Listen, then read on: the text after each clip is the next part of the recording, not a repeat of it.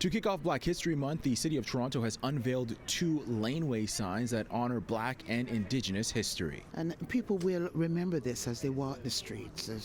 It's in the directory in the city, and people want to find where it is.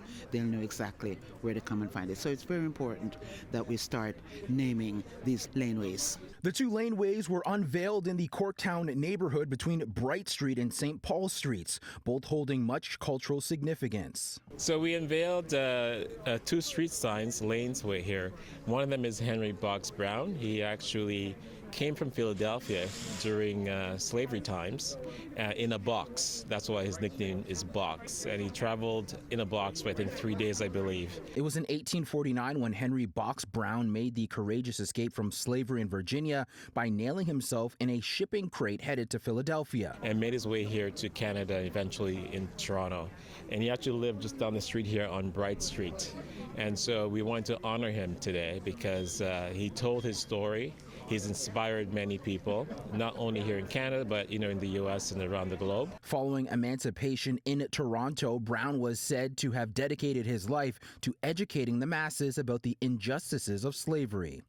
There's a lot of community members that came here for the unveiling. What are you hoping, unveiling 2 signs like this will mean? What are you hoping that they take away when they walk through the laneway, when they see that sign here in Corktown? Well, awareness, right? We have many laneways here and street names, and people live here, right? And there's history here. There's rich history.